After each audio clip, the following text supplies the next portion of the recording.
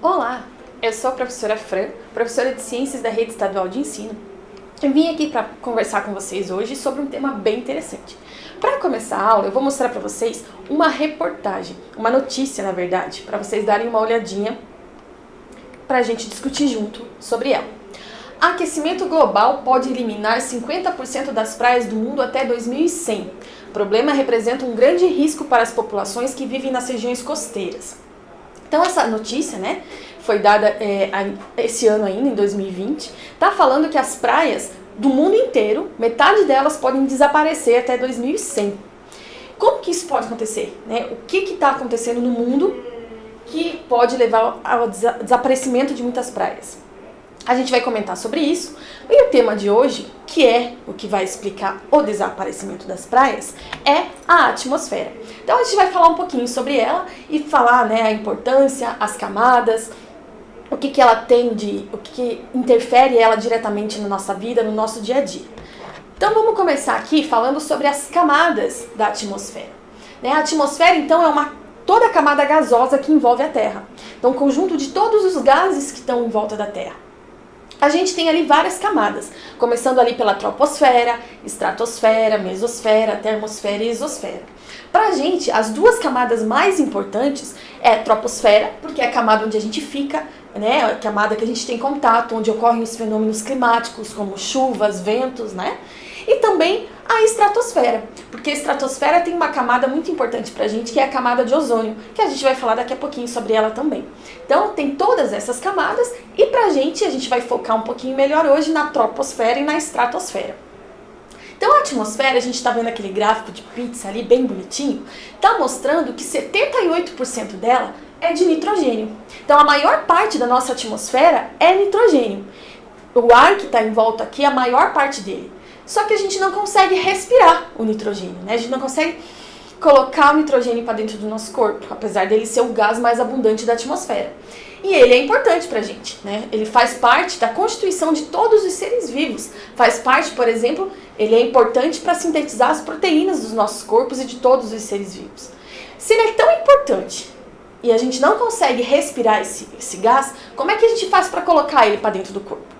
Ele só entra dentro do corpo de uma maneira, através da alimentação, através da cadeia alimentar, que a gente vai falar nas próximas aulas, tá? Então o nitrogênio tem que lembrar que é o gás mais abundante, mas que a gente não consegue respirar ele, e que ele faz parte da constituição do nosso corpo, entrando nele através da cadeia alimentar.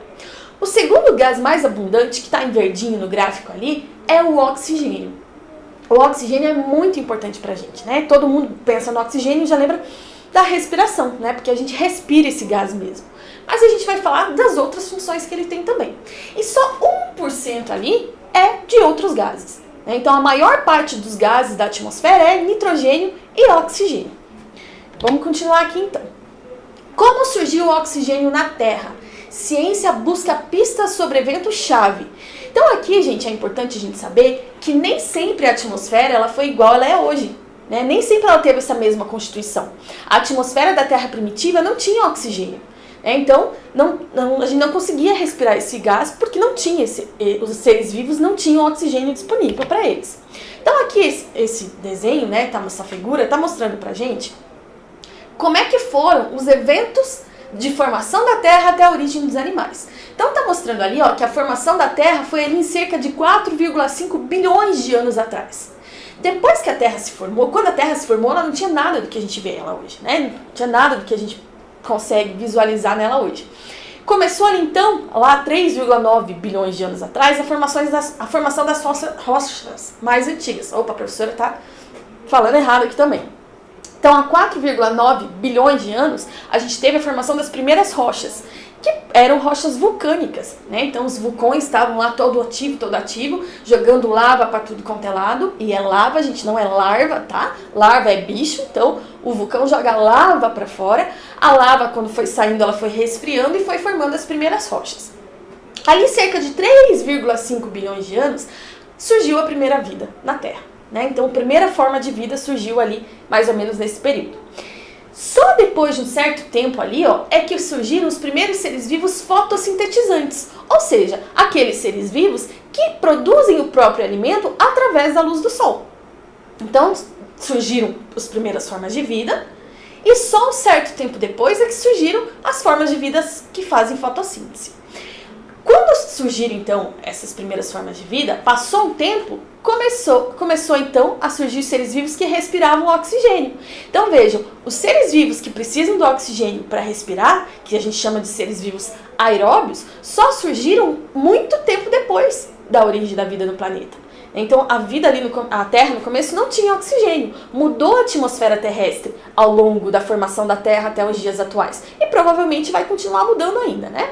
Depois ele está dizendo que surgiram os seres eucariontes, que são aqueles que têm uma célula que tem um núcleo, né? Que tem o DNA protegido no núcleo. E depois a origem dos animais, né? Então ali está uma régua do tempo mostrando o que aconteceu. Então uma perguntinha aqui, gente. Os primeiros seres vivos, eles respiravam? Não, né? Os primeiros seres vivos, eles eram anaeróbios, ou seja, eles não utilizavam o oxigênio para respirar, para sobreviver. Os seres vivos que precisam do oxigênio a gente chama de seres vivos aeróbios, e os que não precisam do oxigênio a gente chama de seres vivos anaeróbios, como é o caso de algumas bactérias que fazem fermentação em vez de fazer respiração, tá? Mas isso é um tema para outra aula. Continuando aqui, gente. Aqui está mostrando, então, a importância do oxigênio, que é o primeiro gás que a gente vai falar então, tá? Então a gente falou lá do nitrogênio, que ele é importante para o nosso corpo, mas ele só consegue entrar através da alimentação. Agora a gente vai falar do oxigênio, que pra gente é realmente um dos gases mais importantes.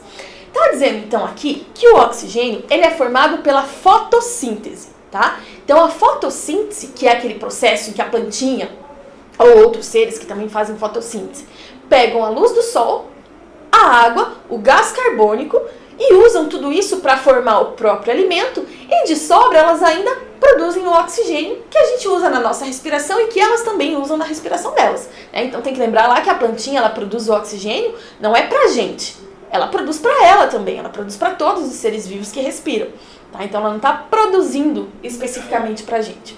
Aqui está mostrando um esqueminha, então, mostrando como é que funciona a fotossíntese, o que precisa e o que não precisa para acontecer, tá? Então vamos tentar mudar a tela aqui, deixar a professora lembrar como é que faz, porque ainda estou aprendendo. Vamos ver. Não era essa, vamos ver aqui. Aqui. Ai. A professora está aprendendo a mexer nisso ainda. Então vamos ver. Aqui está mostrando pra gente como é que funciona a fotossíntese, então. Então veja. A plantinha, ela utiliza água, a luz do sol e o gás carbônico. Então ela precisa dessas três coisas para fazer a fotossíntese. Precisa da água, que as raízes absorvem para ela. Precisa da energia do sol, que vai bater lá nas folhas, lá nos cloroplastos, para acontecer esse processo. E também o gás carbônico, tá? A gente não vai entrar em detalhes de cada fase da fotossíntese, mas é importante saber como ela acontece. E vejam que ela produz, além do alimento da planta, que não está aparecendo aqui, mas que o alimento para a planta, para ela poder se manter, para ela poder sobreviver, né? E que a gente depois vai lá e aproveita muitas vezes, produz também o oxigênio. O oxigênio, então, ele é um resultado desse processo, né? Um produto desse processo. Mas vamos ver aqui, gente. A gente tem, às vezes, a impressão de que o oxigênio ele se forma a partir do gás carbônico, porque a gente olha o gás carbônico, ele tem o oxigênio aqui, ó, tem o O2, e o oxigênio é formado por O2. Porém, não é assim que funciona, tá? Como que é formado o oxigênio durante a fotossíntese? Vamos olhar aqui com mais cuidado. A gente está vendo aqui a folhinha, a luz do sol. A luz do sol, o que ela faz dentro da folha? A primeira coisa que ela faz dentro da folha de importante, ela excita elétrons, né, que vocês vão estudar mais tarde. Quando ela excita elétrons, ela está produzindo energia. Então, a primeira coisa importante que a luz do sol faz na fotossíntese é produção de energia. Ela, na verdade, ela transforma energia solar em energia química dentro da planta, tá? Segunda coisa importante que a luz do sol faz na plantinha, ela quebra a molécula de água, tá? Então, ela quebra a molécula de água no meio. Quando ela quebra a molécula de água no meio, forma o oxigênio. Então, a cada 2 moléculas de água, a gente tem o oxigênio formado.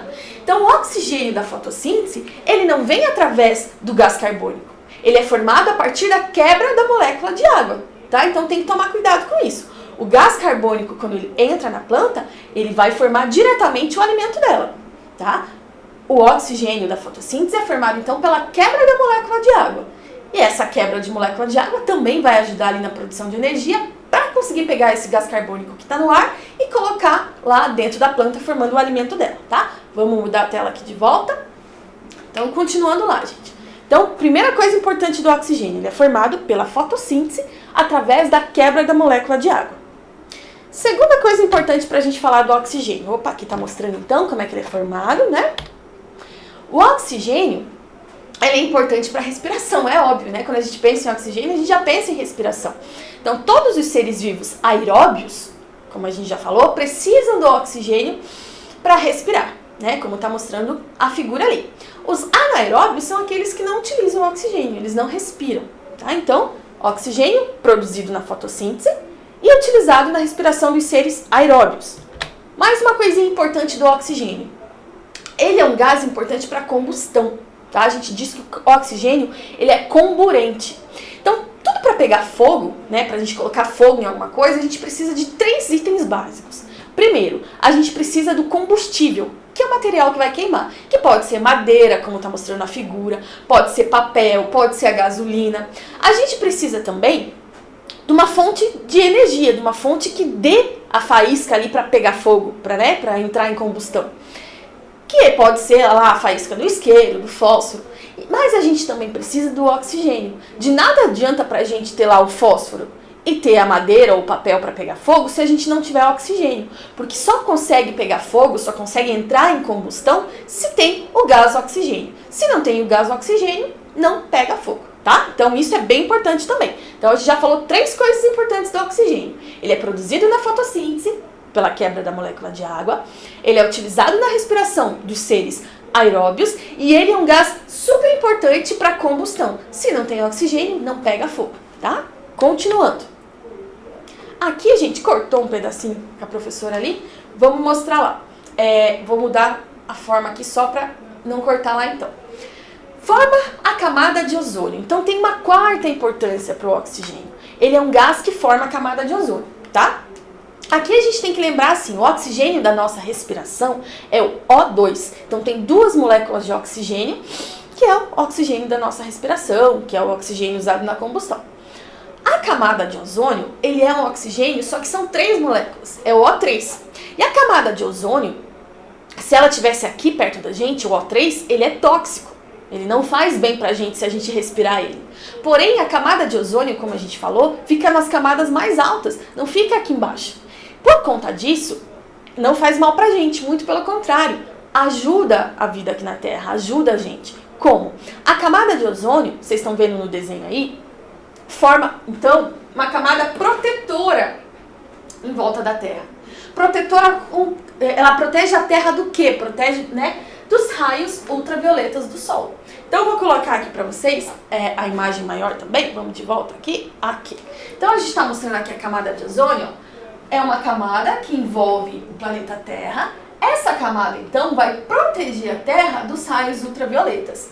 Os raios ultravioletas do Sol, eles são nocivos, eles fazem mal. Eles são aqueles raios que causam queimadura quando a gente vai pra praia e não passa o protetor solar, que é importante passar, né? Então, quando a gente fica muito tempo no Sol e tem queimadura, é por causa dos raios ultravioletas. Só que a queimadura, quando a gente fica muito tempo no Sol, ainda é de menos, apesar de causar, né, dor, de causar um sofrimento. O problema maior dos raios ultravioletas é que eles podem causar uma coisa pior, que é o câncer de pele. Tá? Então, os raios ultravioletas, UVA e UVB, quando a gente vai comprar protetor solar, né, quando vai para praia, para piscina, ou seja, vai ficar muito tempo no sol, a gente vai comprar o protetor solar, tá escrito lá, protege contra raios UVA e UVB. Cuidado que não é raios de uva, tá, gente? É raios ultravioleta A e ultravioleta B.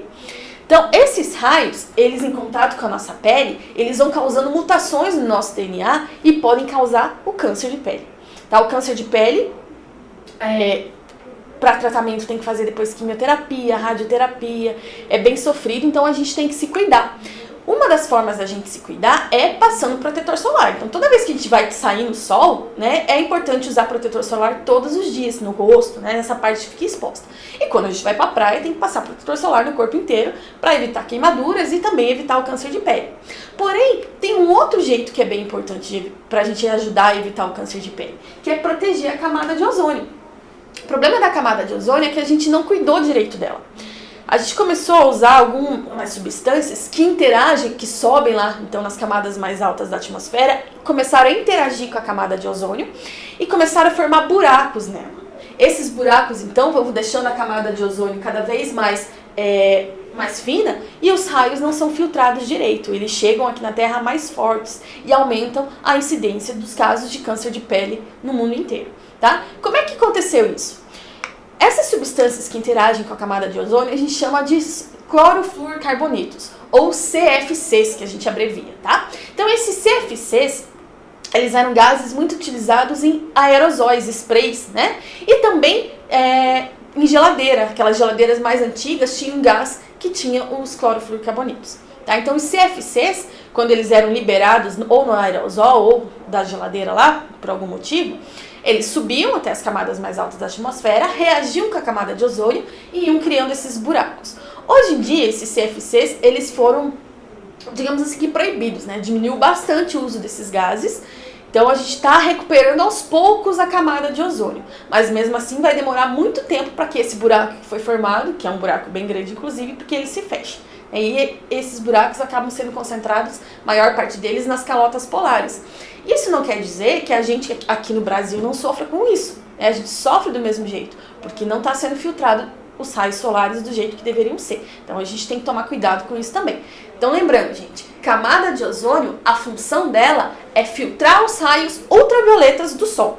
Então a gente falou do oxigênio. Oxigênio, então, 4 coisinhas importantes para lembrar. Ele é formado pela fotossíntese, pela quebra do que mesmo? Pela quebra da molécula de água, não pode esquecer.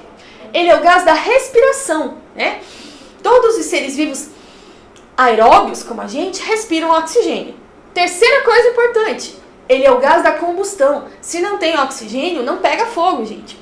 E quarta coisa importante, ele é o gás que forma a camada de ozônio, que é a camada protetora da Terra, que protege a Terra contra os raios ultravioletas. Então, oxigênio, tá ok. A gente já falou praticamente tudo que tinha de importante dele.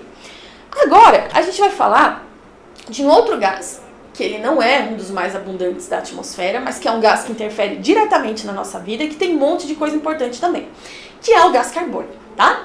O gás carbônico, ou CO2, como vocês veem, né, tá mostrando aqui no desenho aqui, ó, o CO2, geralmente quando a gente pensa nele, a gente pensa em gás que a gente libera na respiração e pensa em poluição, tá? Então a gente pode liberar o gás carbônico na atmosfera de algumas maneiras, né? A gente vai dar alguns exemplos aqui. Então, primeira forma, respiração. Então a gente respira, né? Quando a gente respira, a gente coloca o oxigênio para dentro. O oxigênio então vai ter as funções dele dentro do nosso corpo. E quando a gente joga para fora o ar, a gente está jogando o gás carbônico, o CO2. Então ele é um gás que é o resultado final ali da nossa respiração, é o produto final da nossa respiração. A gente joga ele para fora, né? Porque ele é um gás que dentro do nosso corpo é tóxico, faz mal, então a gente tem que jogar ele para fora do corpo. Nosso corpo é inteligente, não fica com nada que faz mal para ele. Decomposição. Então, conforme os seres vivos vão morrendo, eles começam a liberar para a atmosfera o gás carbônico também, né? Então vai saindo do corpo deles e eles vão liberando para a atmosfera também. Vulcanismo. Vulcanismo, né, atividade vulcânica, também libera uma quantidade grande de gás carbônico na atmosfera. Então vejam que essas 3 primeiras coisas, respiração, decomposição e vulcanismo, são coisas naturais, que acontecem na natureza e que a gente não tem muito o que fazer, né? A gente vai continuar liberando gás carbônico na atmosfera quando a gente respira. O vulcão, a gente não consegue acabar com a função dele ali, né, com a atividade dele, ele parar de jogar o gás carbônico na atmosfera, muito menos fazer com que os animais, com que as plantas, com que todos os seres vivos deixem de morrer e entrar em decomposição.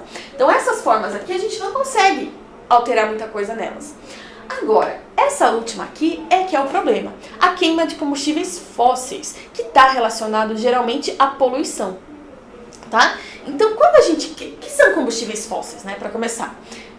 São todos aqueles combustíveis que são formados a partir do resto de corpos de animais, de plantas, de seres vivos que viveram há milhões de anos atrás e que viraram petróleo, que viraram carvão, né, que viraram essas coisas que a gente queima para ter energia. Então, por exemplo, quando a gente anda de carro, quando a gente anda de ônibus, a gente o carro começa a soltar pelo escapamento aquela fumacinha, aquilo ali tem muito gás carbônico, porque a gente está queimando a gasolina, está queimando o petróleo, né? Então isso forma gás carbônico.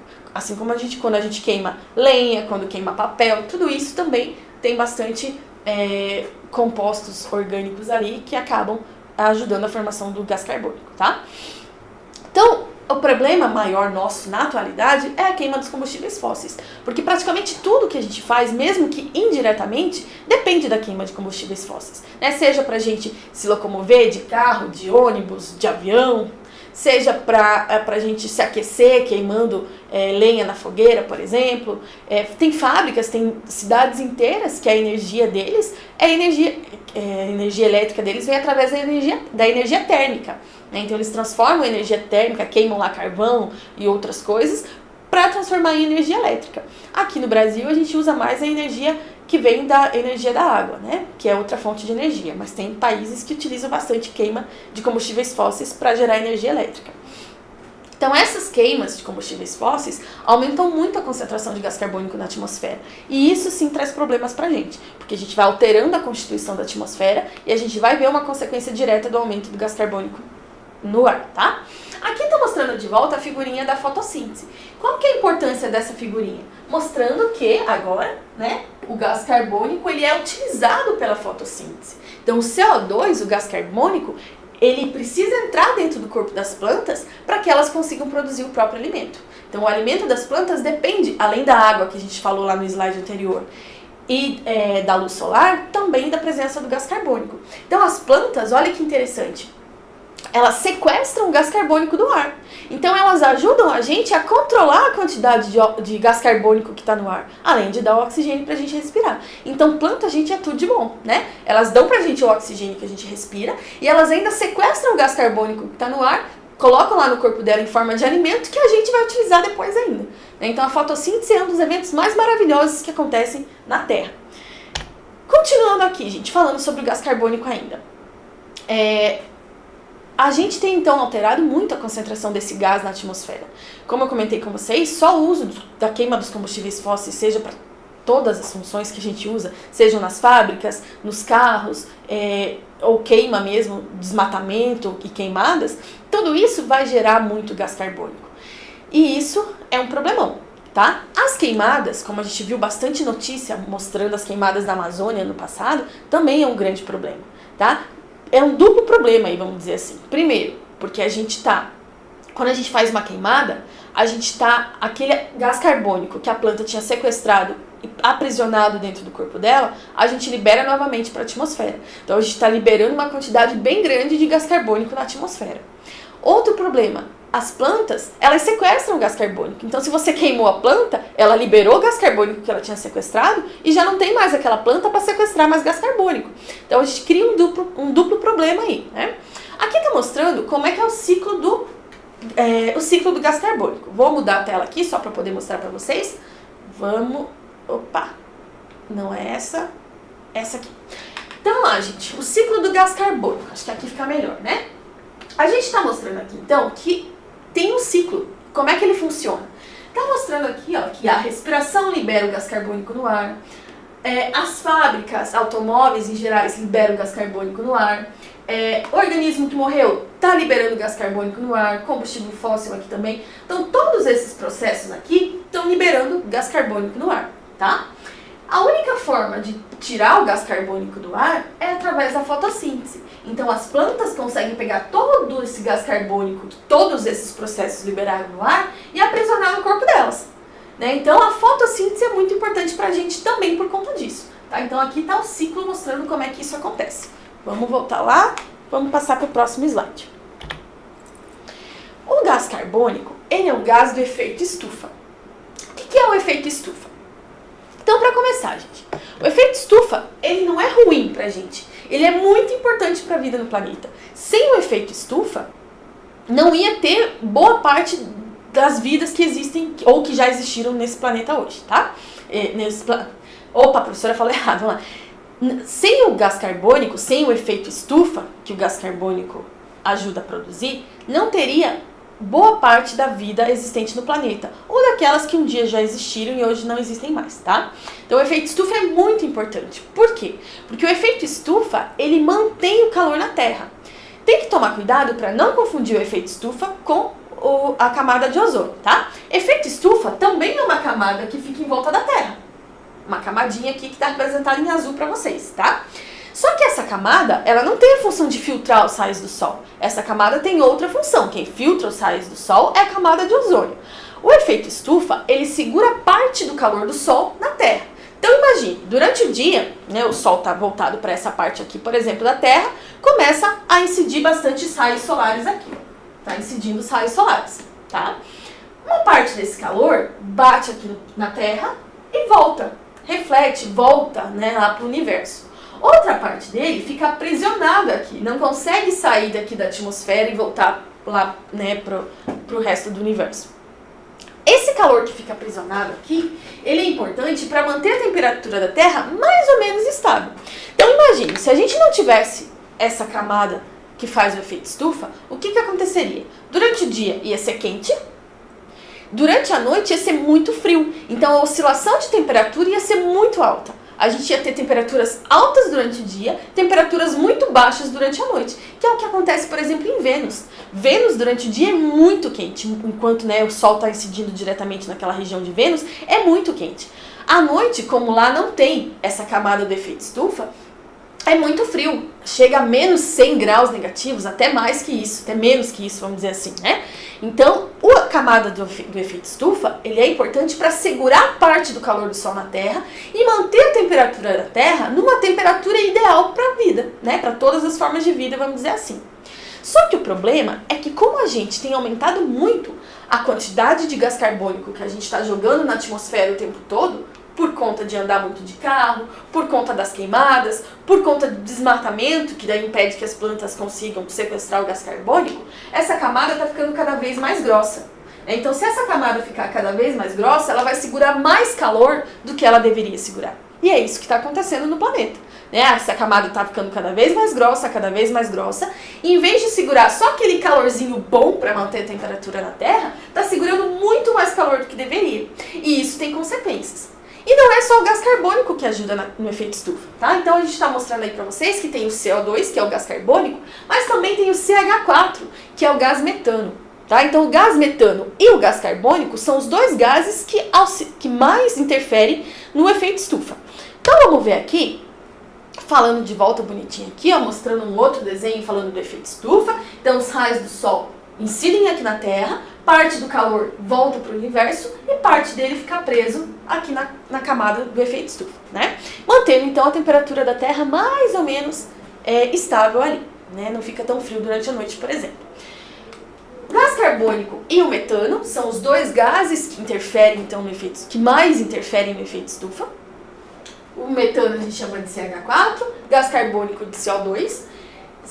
O efeito estufa, como a gente já falou, ele é importante para manter a vida na Terra, porque ele mantém o planeta aquecido, porém em excesso ele é prejudicial. E por que ele é prejudicial? Vocês já sabem responder, mas vamos falar de uma coisa de cada vez. Então primeiro aqui, a gente está mostrando como é que a gente pode liberar esses gases na atmosfera, quais são as principais formas de liberação desses gases na atmosfera. Então o gás carbônico, poluição em geral, seja por causa de fábrica, seja por causa de automóvel, né? Qualquer tipo de poluição. E também aqui mostrando as queimadas. Então queimada, como a gente já disse, faz com que principalmente os vegetais, as plantas, liberem na atmosfera o gás carbônico que elas levaram anos sequestrando da atmosfera. E outra forma de aumentar o efeito estufa é a criação de gado, principalmente. Por quê? Porque esses animais, que a gente chama de ruminantes, eles passam o dia todo comendo, né? Você olha lá a vaca, ela está sempre mastigando. Então, o que acontece? Eles, por comerem o dia inteiro ali também, eles produzem muitos gases que eles liberam ou através do pum ou através do arroto. Então, a gente chama carinhosamente o gás metano, que é o gás liberado por esses animais, quando eles têm essa flatulência, vamos dizer assim, a gente apelida o gás metano de pum de vaca, né? Porque é o gás liberado quando as vacas estão ali defecando, estão tendo flatulência, estão arrotando, então tudo isso está liberando muito metano na atmosfera. Tá? Então a gente chama o metano, ele é conhecido popularmente também como gás pum de vaca. O metano, então, quanto mais a gente cria gado, para consumo de carne principalmente, quanto mais pasto a gente tem, quanto mais gado a gente tem, mais desse gás, o metano, é liberado na atmosfera. Então a gente vai aumentando também o efeito estufa. Tá? Então vamos falar agora que a gente já falou quais são os gases, já explicou o que é o efeito estufa.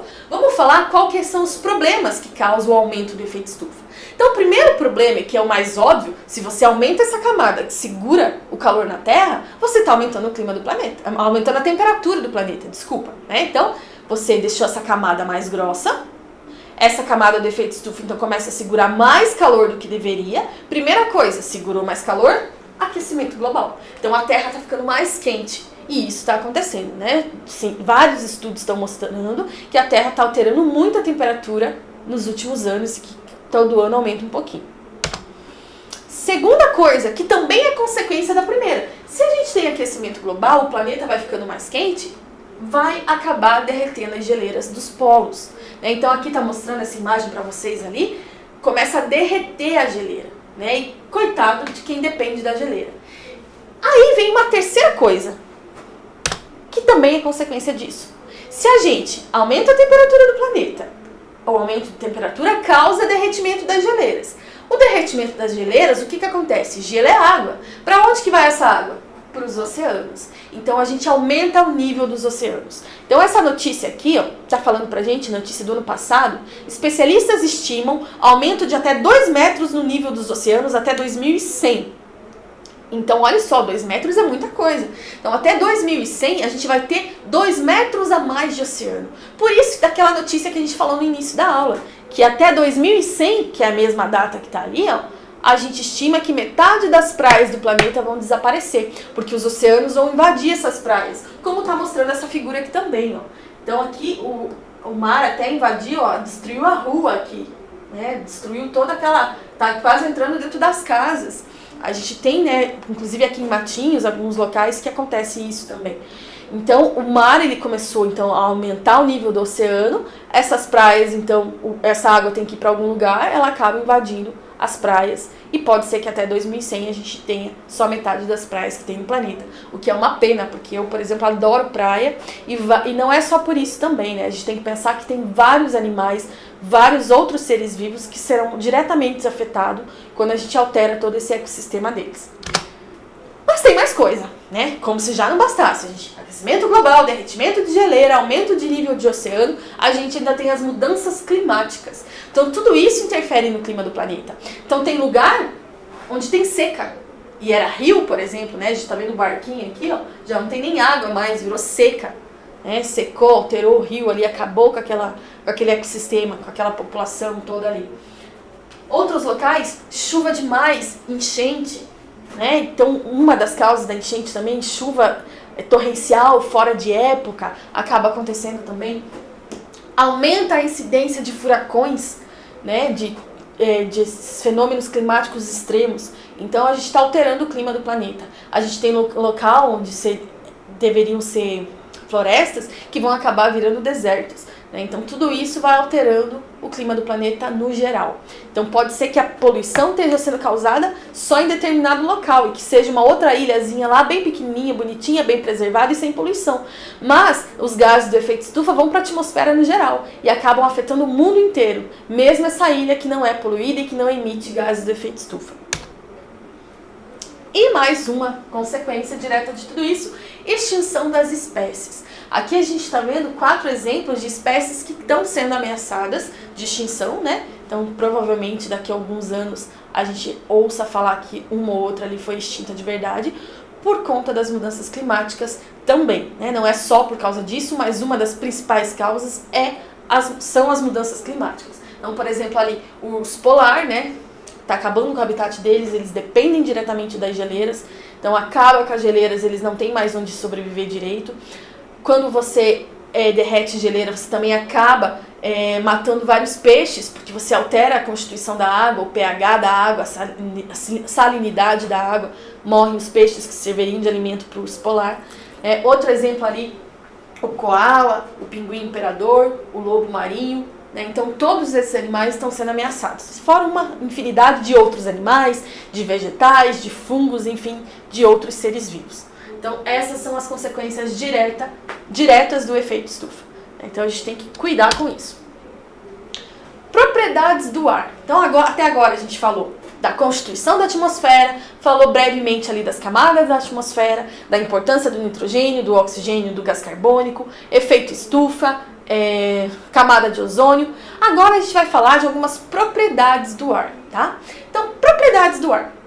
O ar tem propriedades, que são características dele, né? Então vamos ver quais são essas características. Primeira característica, uma característica bem óbvia. Essa sala aqui, por exemplo, está cheia de ar, mas eu não estou enxergando o ar, porque ele é incolor. O ar não tem cor. Ele é inodoro, ele não tem cheiro, e ele é insípido, ou seja, ele também não tem gosto. Se você está num local onde o ar tem cor, tem cheiro ou tem gosto, é porque ele está bem poluído. Porque o ar, em geral, não tem cor, não tem cheiro e não tem gosto. E aqui está mostrando, né, dois copos, vocês estão enxergando aí, um com bastante água, outro com um pouco menos, e uma frasezinha aqui do lado, do Chico Buarque. É sempre bom lembrar que um copo vazio está cheio de ar. Então o ar, ele está aqui, gente, a gente não está enxergando ele nesse copo, mas ele está ali dentro do copo. Então o copo, ele não está meio cheio ou meio vazio, ele está cheio de água e de ar, né? Então, vamos ver aqui. Essa característica que a gente acabou de falar aqui também, do copo meio cheio, meio vazio, que não existe, que ele vai estar sempre cheio, ou de uma coisa ou de outra, ou de líquido, no caso ali água, ou no outro copo de ar, né? Essa característica a gente também pode usar para falar da segunda propriedade. Tá? A segunda propriedade do ar é que ele tem massa, ou segunda e terceira, vamos dizer aqui, que ocupa espaço também. Tá? Então a gente está vendo aqui um exemplo de uma bexiga. Né? Primeiro eu coloquei ela numa balança e pesei ali. Ela vazia. Deu ali 0,1 gramas. Né? Um exemplo bobinho só para vocês entenderem. Quando eu encho a bexiga e coloco de volta na balança, muda a massa que está mostrando aqui. Então está mudando a massa. Isso significa que o ar, ele tem massa também. Né? Eu consigo pesar o ar. Ele altera o número na balança ali. E ele ocupa lugar no espaço, que é óbvio. Ele está ocupando lugar na bexiga, por exemplo. Então o ar, ele tem massa e ocupa lugar no espaço. Outra propriedade, ele pode se expandir e comprimir. Então eu consigo expandir e comprimir o ar.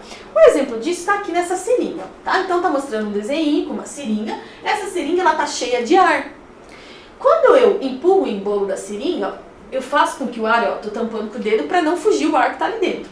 Então quando eu empurro o embolo da seringa, eu estou espremendo o ar, deixando ele apertadinho ali. Isso mostra que o ar, ele pode ser comprimido. Mas se eu puxar novamente o embolo da seringa para trás, o ar vai ser expandido. Então eu consigo fazer isso com o ar. Eu consigo comprimir o ar e expandir o ar. Né? Então, outra propriedade importante. Próxima propriedade. O ar, ele exerce pressão. O que é exercer pressão? Um exemplo para a gente trabalhar com isso é a pressão atmosférica. Tá? Então veja esse menininho aqui, que ele está primeiro em São Paulo e tem o outro, vamos dizer, ou é o mesmo, em Santos. Santos é praia, é nível do mar, 0 metros então. Então a gente está mostrando aqui 0 metros a nível do mar. A coluna de ar em cima da cabeça do Joãozinho aqui, ó, é uma coluna bem maior. Tem muito mais ar em cima da cabeça dele do que se eu comparar em São Paulo, que é 860 metros de altitude. Então tem menos ar em cima do Joãozinho aqui quando ele está em São Paulo. Então quanto mais baixa a altitude, quanto mais perto da praia a gente está, porque a praia é sempre zero metro, porque a praia é sempre 0 de altitude, na maioria das vezes pelo menos, a gente vê que tem mais ar em cima. Então quanto mais ar, quanto maior essa coluna de ar em cima da nossa cabeça, mais pressão o ar está exercendo. Então é como se ele estivesse apertando a gente lá embaixo. Então quanto mais baixo a gente está, quanto menor a altitude, maior é a pressão do ar. Quanto maior a altitude, menor é a pressão do ar. Continuando aqui, gente. Se o ar não tem cor, é incolor, não tem cheiro, é inodoro e não tem gosto, é insípido, como podemos provar que ele existe? Então como que a gente pode provar que o ar existe mesmo? que o ar tá ali e, né, se eu não consigo ver, não consigo tocar, não consigo cheirar, não consigo nada disso? A gente tem algumas formas, alguns exemplos. Então aqui nesse slide está mostrando 3 exemplos clássicos da gente conseguir provar que o ar existe. Primeiro, o ar movimentando o moinho ali, né? Então o vento, o ar está fazendo com que isso aconteça. A gente também consegue ver o balanço das árvores, mostrando que o ar está em movimento ali. Então o vento é o ar em movimento. Quando a gente está percebendo o vento, por exemplo, né, essa nossa vaca estilosa aqui, está sentindo vento nos cabelos, a gente está mostrando que ali tem ar, que é o vento, que é o ar em movimento. E também durante a nossa respiração, né? Então se você coloca, por exemplo, a mão perto do nariz, na hora que você respira, quando você joga para fora, você sente o ar saindo, quentinho, inclusive, né? Então aqui são 3 exemplos do que a gente pode provar que o ar existe, mesmo a gente não conseguindo pegar nele, mesmo a gente não conseguindo sentir, né, o cheiro ou o gosto dele. Agora a gente vai fazer um exercício aqui para poder treinar junto, tá? Então vamos mudar um pouquinho, vamos ler junto lá então. Entre os gases que compõem o ar, identifique. Letra A, o que está presente em maior quantidade. Então qual que é o gás que é presente em maior quantidade na atmosfera? É o nitrogênio, né? A gente comentou que o nitrogênio faz parte de 78% da atmosfera. É o gás mais abundante, mas que a gente não consegue respirar. Letra B, o que é usado no processo de fotossíntese? Então, qual que é o gás que é utilizado no processo de fotossíntese? Aqui tem que tomar um cuidado, tá? Ele não está perguntando qual que é o gás formado pela fotossíntese. Ele está perguntando qual que é o gás utilizado. O gás utilizado pela fotossíntese é o gás carbônico. Então, o gás carbônico, a gente coloca ele para dentro do corpo, né? Desculpe, gente. Ó, falei errado aqui. Então, vamos lá, de volta. O que é usado no processo de fotossíntese? O gás utilizado no processo de fotossíntese é o gás carbônico, não é o oxigênio. O oxigênio ele é produzido pela fotossíntese, não é utilizado. Então, o gás carbônico é o que entra dentro do corpo da planta para ela poder fazer a fotossíntese produzindo o próprio alimento, tá? Letra C. O que é necessário para que um combustível pegue fogo? A gente falou que o gás necessário para que um combustível pegue fogo é o oxigênio. Se a gente não tem oxigênio, não tem queima de material, não tem combustão. Então o oxigênio é muito importante para isso, tá? Então, número 1, a gente respondeu as 3 questões aqui, certinho, né? 2. A composição da atmosfera do planeta Vênus é apresentada no quadro ao lado. Então vamos dar uma olhadinha no que está falando aqui no quadro. Então está dizendo que lá em Vênus a gente tem o gás carbônico, 96,5%, e tem o gás nitrogênio, 3,5%. Então a atmosfera de Vênus é bem diferente da atmosfera da Terra, né? Tem 2 gases aqui, o gás carbônico e nitrogênio. Continuando lá então.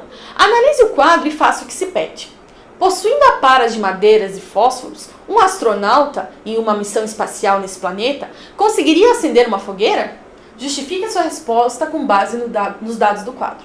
Então vamos começar lá. O que o astronauta tem lá com ele? Madeira e fósforo. Ele vai conseguir acender uma fogueira com esses 2 materiais?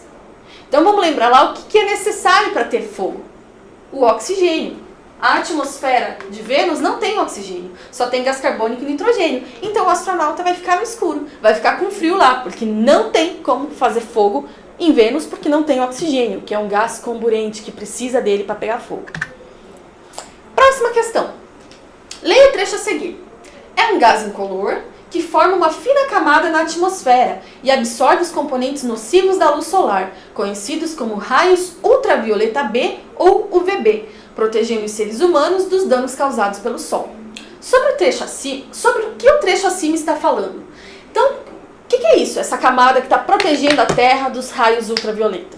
É a camada de ozônio, né? Então o texto está falando da camada de ozônio, que é essa camadinha que tem em volta da Terra, protegendo a Terra dos raios solares, tá? Próxima questão ali. Quais são os danos causados pelo Sol a que o texto se refere? Então, os danos causados pelo Sol, o principal deles pra gente é o câncer de pele. Né? Então, o câncer de pele é um dos danos causados pelos raios ultravioletas do Sol. Mas a gente também pode ter queimaduras solares, que são coisas graves também, tá? Próxima questão. As queimadas na Amazônia foram notícias ao longo de 2019. A gente ouviu falar muito disso, né? Esse ato criminoso prejudica não apenas a fauna brasileira, mas pode afetar animais do mundo inteiro, como, por exemplo, o urso polar. Justifique. E aí tem aí uma notícia falando sobre as queimadas na Amazônia em 2019, né? Gente, como é que a queimada na Amazônia pode afetar o urso polar? Primeiro, vamos lembrar que não existe urso polar na Amazônia. né? O urso polar vive nas geleiras, em local frio. A Amazônia é quente, não tem nada a ver com o urso polar. Mas como que a queimada na Amazônia pode afetar o urso polar lá no polo? Isso pode afetar, gente, porque a queimada na Amazônia, vamos lembrar o que ela faz? Ela libera para a atmosfera o gás carbônico. E o gás carbônico é o gás do efeito estufa. O que o efeito estufa faz mesmo? Ele segura o calor na Terra. Então, se você está aumentando a quantidade de gás carbônico através da queimada na Amazônia, você está segurando mais calor na Terra do que deveria segurar. E esse calor vai derreter as geleiras lá onde o urso polar vive. Então, vai afetar o urso polar. Tá? Então, entenderam por quê? Vamos para a próxima questão aqui, então. O que podemos fazer para reduzir a emissão dos gases do efeito estufa? Para começar, não vamos mais queimar a Amazônia, né? Que a gente acabou de falar que gera gás do efeito estufa. Mas tem outras coisas. Então vamos ver lá. Primeira coisa que a gente pode fazer, né? Vamos pensar no que cada um individualmente pode fazer, porque tem coisas que não dependem da gente. Então, primeiro, usar meios de transporte menos poluentes. Por exemplo, bicicleta, né? Trabalhar de bicicleta, ir para a escola de bicicleta. A bicicleta não causa poluente, né? Não causa poluição. Então isso é muito importante para o planeta. Ou então, se não puder usar a bicicleta, usar um meio de transporte coletivo. Quando a gente anda de ônibus, o ônibus polui o ambiente, ele lança gás carbônico na atmosfera? Sim. Porém, o ônibus cabe muito mais pessoas andando com aquela mesma poluição do que se cada um andar no seu carro, né? Individualmente, poluindo o planeta muito mais. Segunda coisa que a gente pode fazer, preservar a vegetação. Então, não desmatar, não tacar fogo, né? Não fazer queimadas, tudo isso é importante. E também plantar árvores, porque como a gente viu, as plantas, elas fazem fotossíntese e sequestram o gás carbônico do ar. E o gás carbônico é o gás do efeito estufa. Outra coisa, consumir e poluir menos. Consumir, quando a gente fala, a gente é consumir qualquer coisa. Porque tudo que a gente consome, seja comida, seja roupa, seja brinquedo, seja o que for, a gente precisa passar por uma fábrica que vai queimar combustível fóssil. Então, se a gente consome menos, a gente também está poluindo menos. Está ajudando a poluir menos o ambiente, tá? E comer menos carne, porque como a gente falou, a criação de gado joga muito metano na atmosfera, que é um outro gás do efeito estufa. Né? Então, se a gente diminui o consumo de carne, a gente também diminui a necessidade de criar tantos animais para consumo. Gente, o que a gente viu nessa aula então? Né? O que a gente estudou nessa aula até agora? Composição da atmosfera, né? Falou lá dos gases mais abundantes, nitrogênio, oxigênio. As camadas da atmosfera, a gente falou rapidinho, falou da importância das camadas que estão mais próximas da gente. A importância do oxigênio, seja para respiração, para combustão, camada de ozônio, produzido na fotossíntese. Camada de ozônio, que protege a Terra contra os raios ultravioletas do Sol. Efeito estufa, que é importantíssimo para a vida na Terra, porque ele mantém o calor aqui na Terra, porém, em excesso, causa tudo isso que a gente viu de mal, né? Seja lá aquecimento global, mudança climática, derretimento de geleira, desaparecimento de praias. E estudou um pouquinho também das propriedades do ar, tá? Então, a gente conseguiu estudar tudo isso nessa aula. Para ver se está tudo certo, vamos fazer um quiz aqui entre a gente, perguntando para ver se vocês conseguem responder, tá? Então, número 1. O é o gás mais abundante da atmosfera, porém só entra no nosso corpo pela É importante para processos biológicos, como a fabricação de proteínas. Então, primeiro, gente, qual que é o gás mais abundante? O nitrogênio, exatamente. Então, nitrogênio. Então, só por essa a gente já eliminou as outras questões. Ó. Ficou com a letra A. Como é que o nitrogênio entra no nosso corpo? Pela alimentação. Então, nitrogênio, alimentação. Número 2. A atmosfera é a parte líquida do planeta, a parte sólida do planeta, a parte gasosa do planeta ou o conjunto das partes sólida, líquida e gasosa? Gente, a gente estudou o que nessa aula? A gente só falou de ar, a gente só falou da parte gasosa. Então, a atmosfera é toda a parte gasosa do planeta, tá? Não confundir com as outras. 3. Sobre a fotossíntese, pode-se afirmar que, letra A, produz oxigênio a partir do gás carbônico? Gente, vou pegar água aqui rapidinho. Então, vamos lá. A fotossíntese produz oxigênio? Produz. Mas ela produz oxigênio a partir do gás carbônico? Não. A gente viu que o oxigênio da fotossíntese, ele é produzido a partir da quebra da molécula de água, não do gás carbônico. Então, letra A não pode ser. Letra B. utiliza água, gás carbônico e luz para produzir o alimento da planta? Sim, é isso que a fotossíntese faz. Ela pega água, luz e gás carbônico para produzir o próprio alimento. Vamos ver por que as outras estão erradas. Utiliza oxigênio e energia para produzir água? A fotossíntese não produz água, gente. Tá? Ela consome água. E letra D, produz gás carbônico a partir do oxigênio. Fotossíntese não produz gás carbônico. Quem produz gás carbônico é a respiração. Próxima. Qual a importância da camada de ozônio? Letra A. Segurar parte do calor na Terra, mantendo a temperatura do planeta? Não. Quem faz isso é quem? O efeito estufa, a camada do efeito estufa. Tá? Os gases do efeito estufa, não a camada de ozônio, não pode confundir. Letra B. É nessa camada que ocorrem os fenômenos meteorológicos do planeta? Não tem nada a ver com fenômeno meteorológico, tá? Letra C. Filtrar os raios UV do Sol, evitando assim a incidência do câncer de pele? É essa, gente, né? Então, a camada de ozônio, a função dela é filtrar os raios solares. Então, essa tá certa. E vamos ver a letra D, porque tá errado. Impedir que os meteoros atravessem a atmosfera e colidam com o planeta. Isso quem faz é a atmosfera como um todo, tá? Não tem uma camada só. 5. Estamos quase acabando. Sexta-noite, acabou a luz na casa de Pedro.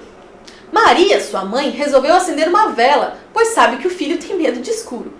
Pedro ficou com medo de dormir com a vela acesa e, sem querer, acabar colocando fogo na casa. Resolveu então colocar um copo sobre a vela, para que o fogo não escapasse. Porém, pouco tempo depois, a vela apagou. Qual a explicação correta para esse fato? Então, por que a vela apagou depois que o Pedro colocou o copo em cima dela? Letra A. A mãe de Pedro apagou a vela pois queria assustar o filho que é muito arteiro?